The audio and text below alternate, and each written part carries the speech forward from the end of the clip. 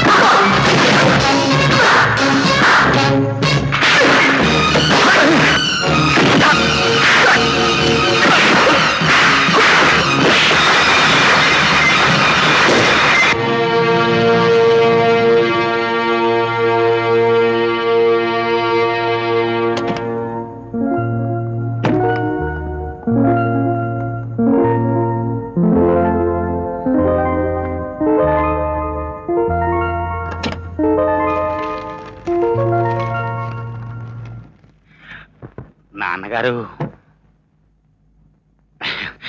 1,00,000 రూపాయలకి చెక్కు తెచ్చాను. మా మామగారు పంపించారు. రేపు పొద్దునే బ్యాంకులో వేసేయండి. అవును మామగారు, అగ్రిమెంట్ కూడా చేసి పంపించారు. ఒకసారి మీరు చదివి సంతకం చేయండి. ఆ అగ్రిమెంట్లు లావాదేవీలు నాకేం తెలుస్తాయమ్మా? అంత పెద్ద వకీలు మీ నాన్నగారు రాశారంటే సరిగానే ఉంటుందిలే. ఏమైనా ఆస్తికి సంబంధించింది కదా, కుడి చేత్తో సంతకం చేసేప్పుడు ఎడం చేతిని కూడా నమ్మకూడదన్నారు. బాగా చదివే సంతకం పెట్టండి నాన్నగారు. చదివే సంతకం పెడతాను, అక్కడ పెట్టి వెళ్ళండి. అలాగే.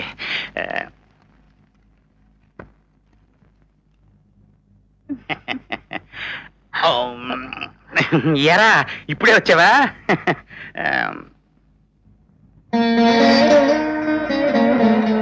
ఏమిట్రా? నాన్నగారు, ఏమిటో చెప్పరా. ఈ ఇల్లు అమ్మటం నాకు ఇష్టం లేదు. అమ్మపోతే అడవి, కొనబోతే కొరివిలా ఉన్న ఈ రోజుల్లో ఉన్న ఆస్తి అమ్మడం నాకు మాత్రం ఇష్టమట్రా. తప్పడం లేదురా. మనం ఇల్లు అమ్మక్కలేదు నాన్నగారు. మరి డబ్బు నేను తెచ్చాను. నువ్వు తెచ్చావా? ఎంత? ఇదిగో మనకు కావాల్సిన లక్ష.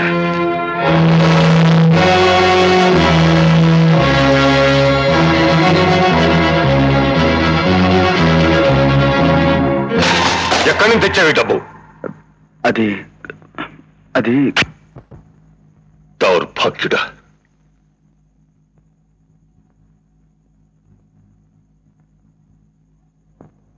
ఆస్తి లేకపోయినా గౌరవంగా బ్రతికాను రా నేను. ఉన్నవాడిని కాకపోయినా అభిమానం ఉన్నవాడిని అనిపించుకున్నాను రా ఇన్నాళ్ళు. నా కడుపున పుట్టి దొంగతనం చేయడానికి, ఈ ఇంటి పరువు గంగపాలు చేయడానికి నీకు మనసులా ఒప్పిందిరా? ఇంకా అక్కడే నిలబడమే. ఈ పాపిష్టి డబ్బు నా కళ్ళ ముందు తీశాయి. దీంతో శుభకార్యం జరిపినా శుభం జరగదరా. వెనక్కి నుంచి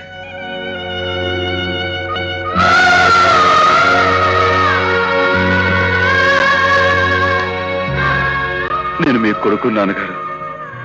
ఈ ఇంటి పరువు నిలబెట్టడానికి ప్రాణమైనా ఇస్తాను గాని ప్రాణం పోయినా తలంపులు తెచ్చే పని మాత్రం చేయను.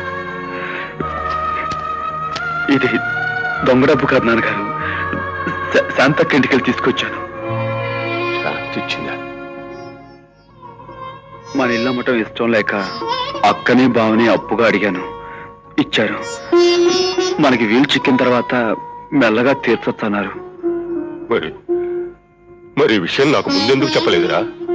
మీరు చెప్పకుండా స్వతంత్రించి పని చేసినందుకు కోపడతారేమోనని చెప్పలేదు. చిన్న, అంత డబ్బు నీ దగ్గర ఒక్కసారి చూసేసరికి ఆవేశం వచ్చింది, వివేకం పోయింది. ఎవరిని నమ్మలేకపోతున్నాను రా. ఆఖరికి నన్ను నేనే నమ్ముకోలేని స్థితి వచ్చింది. వెళ్ళు, డబ్బు బీరువాలో పెట్టు.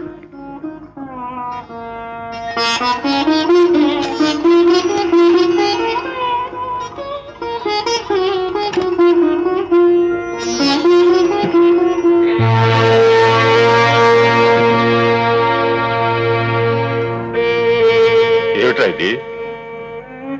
నాన్నగారు, రేపు నేను నెహ్రూ గోల్డ్ కప్ మ్యాచ్ ఆడడానికి ఢిల్లీ వెళ్తున్నాను. మరి లక్ష్మి పెళ్లి? అదే, నేను ఉండటం వీలు పడదు. నేను ఈ మ్యాచ్ లో గెలిస్తే నాకు తప్పకుండా ఉద్యోగం వస్తుంది. ఒక రకంగా ఈ మ్యాచ్ నాకు జీవన్ మరణ సమస్య. ఇందులో గెలవాలని, గెలిచి నవ్వుతూ తిరిగి రావాలని నన్ను దీవించండి నాన్నగారు. నువ్వు మ్యాచ్ ఆడితే ఓడడం అంటూ ఉండదని చాలా మంది చెప్తారు. నువ్వేమిటి అలా భయపడుతున్నావు? ఇది మామూలు ఆట కాదు నాన్నగారు, నా బ్రతుకు సంబంధించింది. క్షేమంగా వెళ్ళి లాభంగా తిరిగిరా. All the best.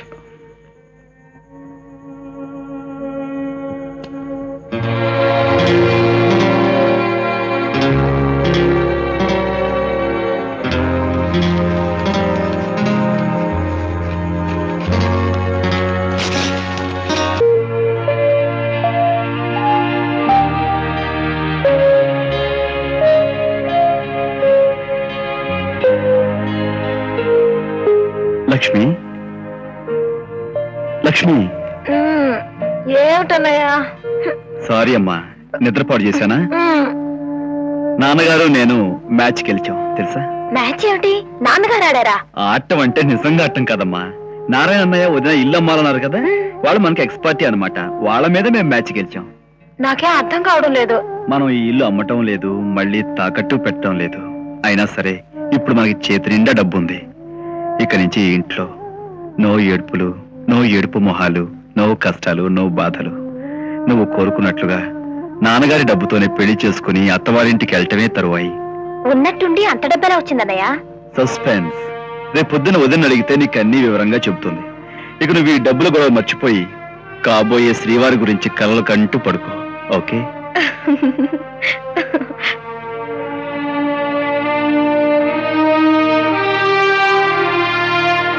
Good night అన్నయ్య.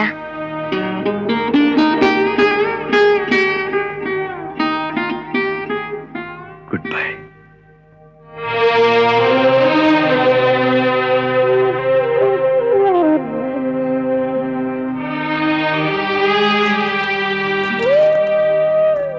వదినా, సారీ వదినా. ఎప్పుడనగా వెళ్ళావయ్యా? ఇప్పటికిల్లు గుర్తుకొచ్చిందా? ఏ ఊళ్ళో వచ్చావు? ఊళ్ళో వెళ్ళకపోయినా ఊరిలో వచ్చాను వదినా. శాంతక్క ఇంటికి వెళ్ళి వచ్చాను. అయ్యోయ్యో వెళ్లే ముందు నాతో చెప్తే ఊరగాయలు అవి ఇచ్చేదాను కదయ్యా. ఊరికే చూసొద్దామని వెళ్ళాను వదినా. ఏదో మాటల్లో లక్ష్మి పెళ్లి సంగతి, ఈ ఇల్లు అమ్మటం గురించి చెప్పాను అంతే. నిన్ననే వాళ్ళకి రావాల్సిన బాకీ ఏదో వచ్చిందట. బీరువాలోంచి టక్కున 1,00,000 రూపాయలు తీసి నాకు ఇచ్చింది. నిజంగానా? ఇప్పుడే నాన్నగారికి ఇచ్చొచ్చాను. ఆయన ఎంత సంబరపడిపోయారో తెలుసా? ఆయన ముఖంలో ఇంత ఆనందం నేను ఎప్పుడూ చూడలేదు వదినా. నిజంగా ఆవిడది ఎంత మంచి మనసయ్యా.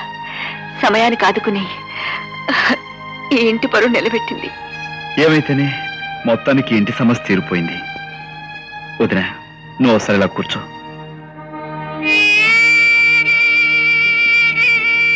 ఇది వచ్చిన బాబు చూడు, మరీ నీకు భక్తి ఎక్కువైపోతే నా గర్వం వచ్చేస్తుందయో.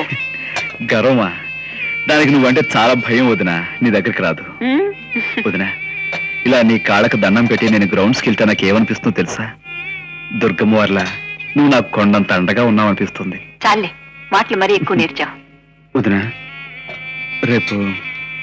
రేపు నా ఫైనల్ మ్యాచ్ వదినా. ఎంతో రిస్క్ చేసి ఆడుతున్నాను. నేను గెలుస్తానంటావా? తప్పకుండా గెలుస్తావయ్యా. నా దీవెనే కాదు, అమ్మవారి దీవెన కూడా నీకెప్పుడూ ఉంటుంది. తిను. వదినా, ఈ రోజు నీ చేత్తో తినాలనుంది. నాకు ముద్ద కలిపెట్టవు? ఉమ్.